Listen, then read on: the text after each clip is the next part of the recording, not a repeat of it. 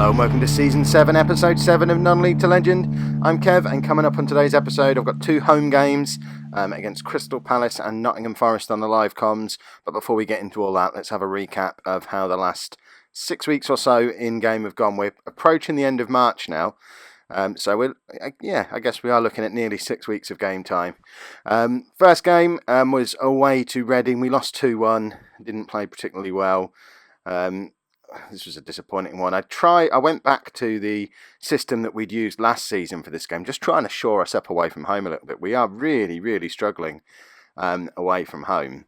If the form we had in our home games could carry through even half to our away games, we'd be in an automatic promotion position now. So I tried to shore things up a little bit by popping Emir Hughes in front of the back four and then using Rowe and Christensen in front of him, the way we used Dazelle and Christensen in that position last year. It just, I don't know, didn't work. We played okay, but unfortunately didn't manage to get the result. We then went away to Peterborough, so obviously I abandoned going a little bit more defensive and just thought, you know what, let's just go for it. The home system works at home. Let's just persevere with it until it starts working away from home. The game was going okay. The curse of the goalkeeper struck again, though. Danny Sotras got injured 36 minutes into the game, so Mika had to come on and play most of the match, conceded 2 goals. We were okay. It was a fairly even-ish match. Posh did have a lot of shots, and their strikers are just deadly. Dodu, no idea who he is, but just looks very lively. And Luke James, who in real life, I think he's got 1 goal in 40 games for Posh, and he's out on loan at the moment. But he scored his 100th league game for Posh in this match. Typical. Sotras is out for 2 months as well. Dislocated shoulder. Probably going to be out for most of the rest of the season now. So that was £2.5 million well spent. I think he played about 5 games for us. So Mika it is for the rest of the season, as it was for most of the first half of the season as well. Home form continues to be good though. We were at home to Bradford. Yeah, we only scored in the 90th minute. Keziah Sterling came. I actually moved him up front when Ambrose went off, and I played him as a poacher, and he looked really lively as a poacher. He's still being dubbed as the new Michael Owen, so I'm wondering maybe put him as a poacher. Perhaps have Ambrose as a complete forward on support, Sterling as a poacher alongside him. Maybe go to a 4-4-2 because I wouldn't want to sacrifice my wide players. If after 7 years of this save, the system that ends up being successful in the Championship is the 4-4-2 that I was using with Boston way back in that first season, I will be cross with myself. I put this in because Andre Dazelle is being an absolute superstar for Newcastle. He seems to be playing better for them than he ever was for us. Star performance in the Europa League first knockout round against Shakhtar. I'm assuming he's going to be playing for England in whatever international tournament is going to be taking place in the summer. Is it the World Cup in 2022? So yeah, he's doing all right, isn't he? Why couldn't we keep hold of him? This wasn't ideal. Walsall, I think, a 23rd. A bit rubbish. We made real hard work of this. Sterling came on with 10 minutes to go again as the poacher. Again, he scored a goal. Really is looking quite good as a poacher. So I need to figure out a way to try and work him into the side. And Rune Rowe got Young Player of the Month. He has been a very good replacement for Andre Dazelle. We've certainly not missed a beat in central midfield with Rowe coming in. I would say he's as good as, if not better than Dazelle. Certainly at this age, he's 2 years younger than Dazelle. So 2 years' time, he's going to be an incredible player. I don't think there's any chance at all of us getting him permanently. I wonder if we can get him on loan for next season again, though. That would be very pleasant. And at the end of March, the board are still just satisfied with my performance as manager. I'm stable in the job. I still don't understand why they're whining about the number of young first-team players we've signed. That's all we've really signed. Apart from the goalkeeper, so don't really know what more I can do there. We've had our new youth intake come in. It doesn't look that impressive this year. There's a couple of players who stand out as maybe being okay. The pick of the bunch is Darren Wade, a central midfielder. His stats are not particularly exciting at the moment, other than the fact that he's a good passer of the ball, he's determined and has a good work rate. So looks to me like he could turn into a pretty decent box-to-box midfielder. If he ends up as half the player Andre Dazelle was in that position, then we've got a player on our hands. Only 3.5 stars potential though, so I guess he's not going to be as good as Dazelle is. We then lost at home to Brighton. This is pretty much the game where I'm kind of resigned to the fact that we might not even make the playoffs. Brighton, I think, were one place below us, and we played okay, but just didn't ever really look like winning the match. And yeah, it's I don't know, form rubbish. And then we went away to Portsmouth, who are rubbish, and we only drew 1-1. Admittedly, it was a 92nd minute equaliser from them after they'd gone down to 10 men, but still, we should have been beating a team like Portsmouth. The curse of being away from home strikes again. and then seemingly the curse is lifted because we went away to Burnley. I'm hoping this signifies that the persist with being attacking away from home and hope it comes good might actually work out. Thierry Ambrose got 4 goals in this game. He's now the second highest goal scorer in the division. Other goals from Orr and Delanley, which is again shows why I can't sacrifice them as wingers. A little bit worrying that we conceded 2 goals, but I can live with conceding 2 goals if we're going to score 6. 5 of the 6 goals were assists from those wide players as well. So that front three, crucially important to our success. And I don't know, how do we fit Keziah Sterling into that system when those 3 players are so vitally important going forward? Let me know in the comments what you'd do. So this is the league table as it stands. So, the Brighton... Actually, where are Brighton? They're not anywhere near us in the league. I've got that completely confused. They're not even... I'd have to scroll to see them. They're in the relegation zone. That really was a poor result. So, we've got, 8 games left. We're 6 points outside the playoffs. It is going to be a tall order to get into the playoffs. The only thing going in our favour is if we do make it into the playoffs, we're going to be the form team when we get there, which will hopefully carry on through to a successful playoff campaign. I always think that the team that really storms and makes the playoffs at the last minute probably has a better chance than the team that's chasing for automatic promotion and sort of drops out into the playoffs at the last minute. You've got that momentum going into the playoffs. That being said, only 8 games to make up 6 points is going to be hard. If we can carry on the form from the last game against Burnley, we've got a chance. If it's the form from the previous 2 or 3 games, we don't have a chance. We're just too inconsistent. So, by the end of this episode, you're going to know if we've got any hope of making the playoffs. So, this is the team that we're going to be using against Palace. Most excitingly, you'll notice that for the first time since mid-September, we've got our 2 first-choice fullbacks back in the side. Jonas Knudsen, this is his first game since he broke his leg. James Tavernier, he's played 3 or 4 games since he came back. So really good to have those 2 back. Unfortunately, we've still not got a full-strength back 4 because that lad, Janzeman, he's got a bit of a knock. He has, I can't even remember what was wrong with him. I think he came back from international duty. There you go, gashed leg after international duty. So Dominic Ball continues his run of games, this time at centre-back. He's been very useful this season. He's not a first choice anywhere, but he can play anywhere across the back 4 and has proved to be quite handy. So he's going to partner Dane at centre-back. And then the central midfield partnership, which is too good for this division, of Christensen and Rowe. And then the front 4 pretty much picks itself. Let's see if we can get some goals from those lads today. I just wonder which one of our teams is going to turn up against Palace.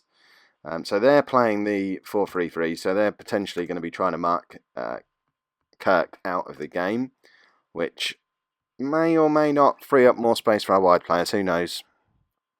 But we need a good start. We need to be in goal-scoring form. The international break wasn't ideally timed for us, really. We scored 6 goals, put an end to an awful run of form, and then have to have 2 weeks without a game. So any momentum that we might have built up then has potentially been knocked out of us, which is a real shame because we came good at the right time. But we'll see. Come on, let's have a goal. No, not you. We want a goal. Right. Also, in goalkeeper news, Stefano Milani is now fit again. So I never did send him back to Leicester, just as well, really. So he's now sitting on the bench again as backup to Mika. Obviously, when he got injured, he was ahead of Mika in the pecking order, but I don't see any reason to not just stick with Mika for the rest of the season. So centre-backs, it seems, is going to be the position we can't put players in now. We've had goalkeepers, we've had full-backs. Now both of our first-choice centre-backs are injured, so Kala comes in. I mean, he's not really been the signing I hoped he would be. He's only played 6 games for us. admittedly, when I signed him, I didn't know I was going to bring in the two youngsters on loan. The idea of Calla was to come in and replace Michael Hector, which he did. Hector's long gone. And I suppose for a time, this was going to be my first choice back four for this season until I brought the loanees in. God, what a disaster that would have been. If we think we concede goals now, imagine if this had been our first choice back four all year. They'll probably not concede a goal in the next 8 games now. And I'll be called an idiot for not using them all season long. We've made it to half time, and I don't remember us having a shot. This is not what the plan was. Right, let's get into this second half. Come on, we need a goal. Right, Knudsen to Rowe. I mean, this is just the kick-off highlight, really. Nothing's going to be happening here, although Delanley doesn't quite intercept there. What we don't need is Palace to run up and score. Right, we have a proper highlight now, but Palace have got the ball.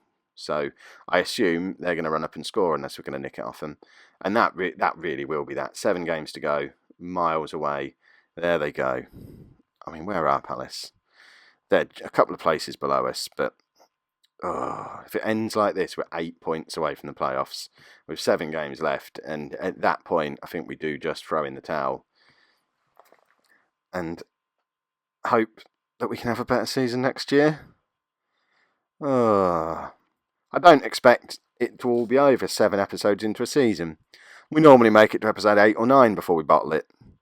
We're down into 9th place at the moment. Come on, Ipswich, we're better than this. This is a better side than the one we had last season. Delanley's pulled one back. There you go. That's his 11th goal of the season from the wing. What a season he's had. Yeah, I don't really get it. I don't know. Perhaps I'm wrong. Let me know in the comments. But on any measure of judging a football team, apart from results and where we are in the league table, we have a better team than the team we had last season. And last season, we were still in with a shout of automatic promotion with 2 games to go. This season, we're not even going to make it into the final 6 games with a chance of the playoffs. And I don't get it. I don't really see where it went wrong. The goalkeeper, maybe? We had Bielkowski all season. And this season we've been messing around with goalkeepers. But Bielkowski wasn't any good. That's why we got rid of him. Every other position we've improved. I'm trying to ignore the fact that Palace have just scored again. Because it's upsetting. I don't get it. I don't understand why we can't stop conceding goals. Oh dear. I've changed Christensen to a central midfielder on defender. I can't remember if I mentioned it in the last episode. Someone suggested it in the comments as a way to potentially stem the flow of goals against us, rather than having the 2 deep line playmakers in there. Christensen's probably not the man to do that, but who do you drop out of Christensen and Rowe to bring Emir Hughes in to do that job? I don't know. The logic tells me you drop Kirk and go back to last season's system, but every time we try that, it doesn't work. There we go, Ambrose, 25th goal of the season. We're 2-2 now. We're making hard work of it, but it's certainly not all over. We've got a lot of goals in us. Unfortunately, it's at both ends. We're very good going forward. We cannot defend to save our lives.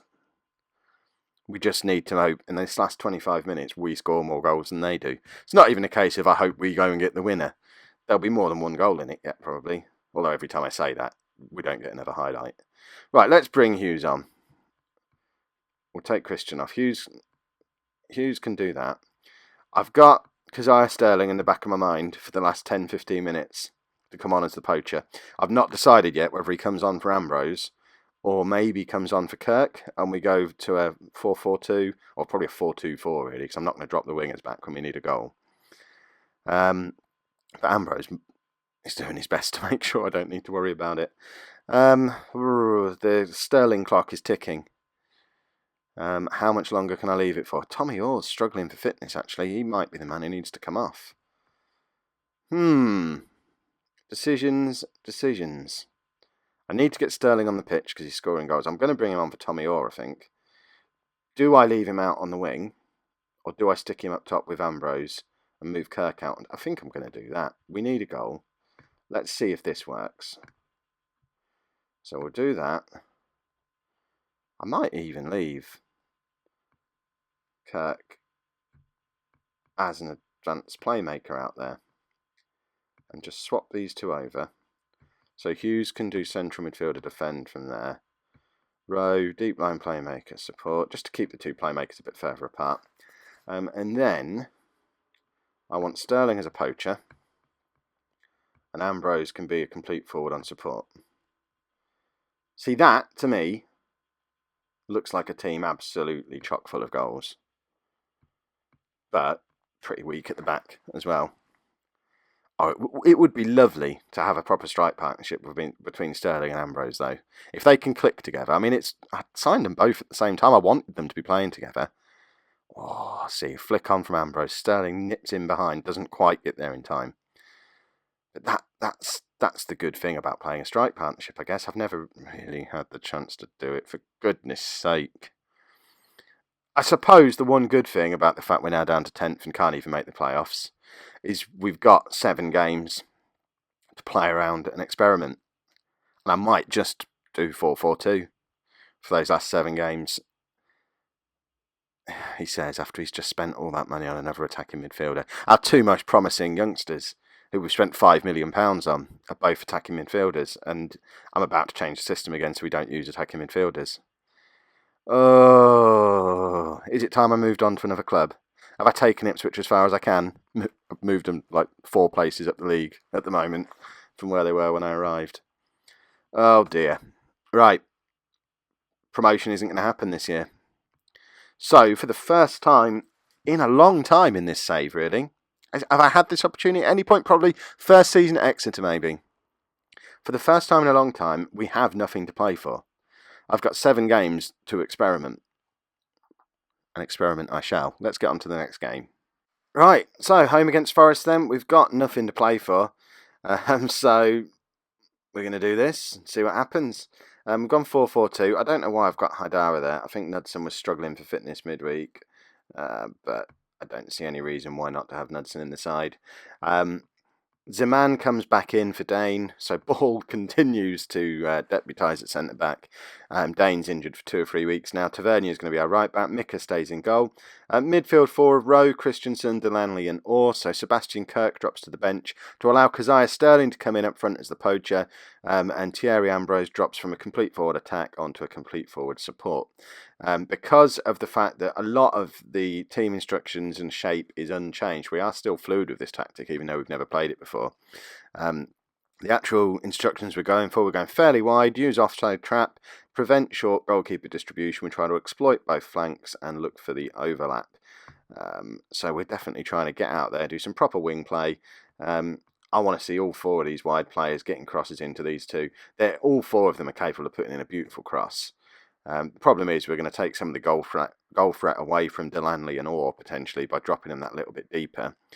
But Sterling scores goals whenever he's in the side. He just doesn't get the opportunity because Ambrose scores more goals. So if those 2 can build a good partnership, who knows? What I do know is there's no chance of us getting into the playoffs. We're not even on the league table that I've got at the bottom there. That's how far away we are. So I think I'm just going to stick with the 4-4-2 for the rest of the season. See what happens. It might be the system that we end up using or a variant of it in some way. I fiddled with this one to the point where it carried on being fluid, so it's not exactly how I'd want it to be. Look at Sterling using his pace earlier. Does fantastically. Crosses in for Ambrose. There you go. 1-0 to the new partnership. Sterling cross onto the head of Ambrose. I'm a genius. They've both been at the club for nearly 2 years, and this is the first time they've played together. I am a genius. Sterling does brilliantly there. Uses his pace, uses his skill. Beautiful cross. And an excellent header from Thierry Ambrose. He's going to really benefit from having a player up alongside him because at times he can get a little bit isolated. With Sterling up there doing all the running. I know Ambrose is quick as well, but he is incredibly good in the air. So he can just kind of almost drop into big target man mode and let Sterling do all the running around him. So who knows? That might be the only time they ever combine properly together. I'm perhaps getting a bit ahead of myself. The worry is still midfield, particularly central midfield, because I've got Rowe and Christensen in there together. Britta Sombalonga, former Posh player, makes it 1-1. I forgot the defence and goalkeeper were a problem as well. Well, at least we've sorted out the strike partnership, eh? Because goals was what we were struggling for. Yeah. I put the offside trap on because we weren't using it before, and I wondered if that might solve the problem. Can't really blame it for that. But yeah, midfield, there's not really a tough tackler in there. We've got Rowe is playing as a deep-lying playmaker, and I've got Christensen as a box-to-box midfielder, so I still don't have that sort of tough tackling central midfielder.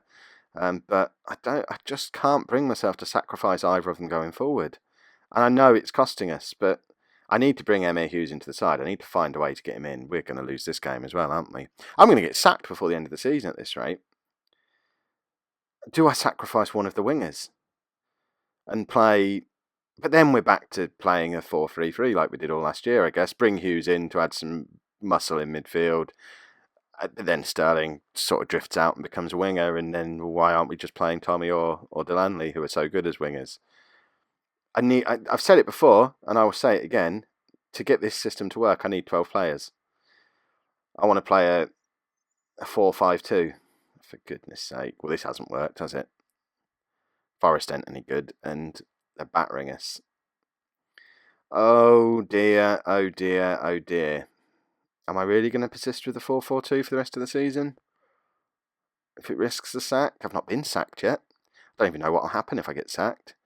What sort of jobs will I get offered if I'm sacked? Will I stay in the Championship? Am I going to have to drop down?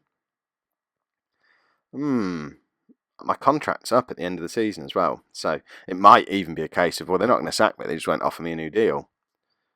Because after 2 years and spending lots of money, we're not going to be any better off than we were when I arrived. And it's such a shame because there's been so many moments when it looked like we could be so good. But it's clearly just not to be at Ipswich for me. I mean, what's the situation now? It's not even worth looking at. We are 10 points away from the playoffs. No, there we go. 9 points. It's back on. We've only 6 games to go after this. They're going to score. Oh, Mika does all right there. We've had just the one shot. The goal that Ambrose scored is the only shot on target we've had. So clearly, these changes that I've made have taken the bite out of the attack and weakened us defensively as well. So kind of 2 birds with 1 stone there. Sterling's in a wide position again, gets the cross into Delaney, and that's the second shot on target. They've both come from Keziah Sterling shots. He's supposed to be a poacher. He's supposed to be in the middle, getting on the end of them, and he's the only one getting into wide positions, getting the crosses in.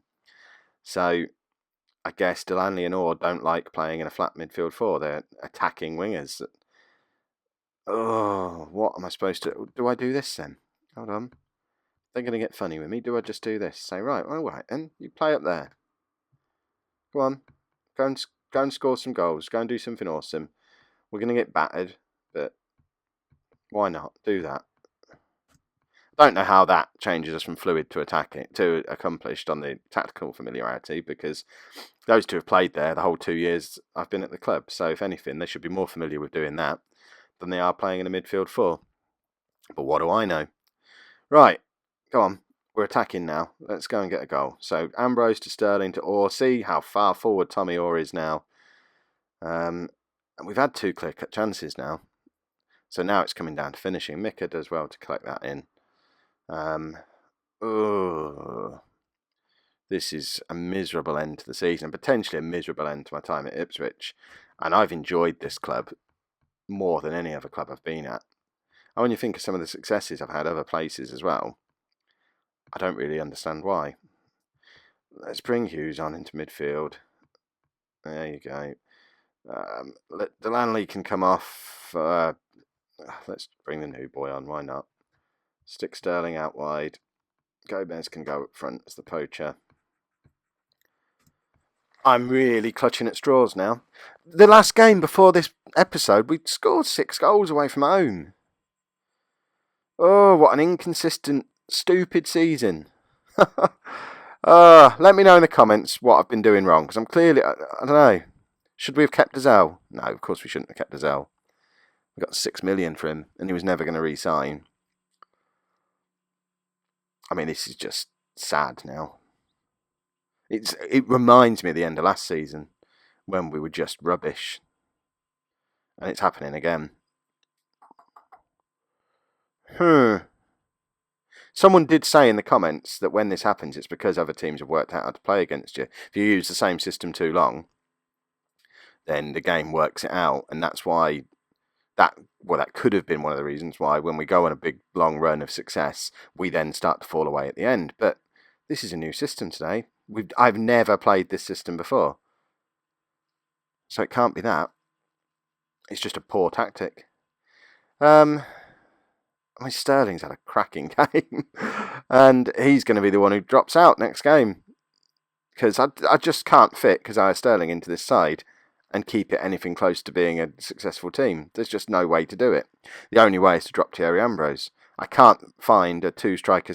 Well, no, actually, it's not that. I can't find a two-striker, two-winger system that isn't massively porous at the back. And understandably, really, when have you ever known a team to have two strikers, two wingers, and not concede a whole load of goals as well?